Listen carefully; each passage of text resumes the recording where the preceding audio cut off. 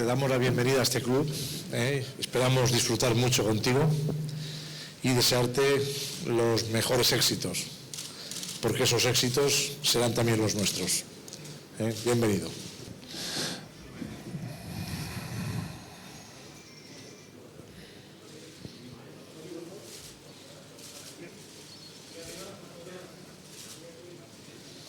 Gírala.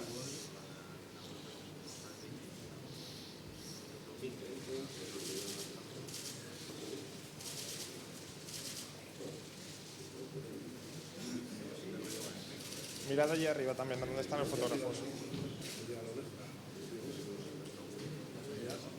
Muy bien.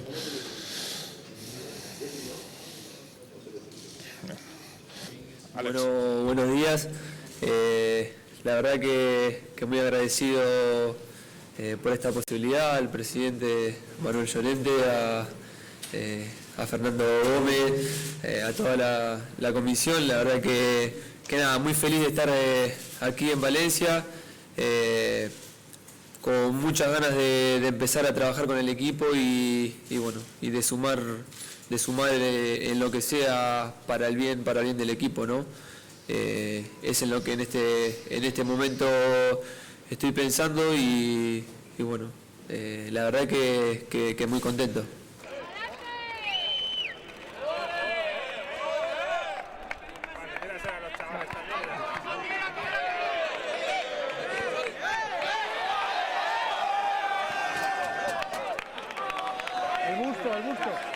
El busto.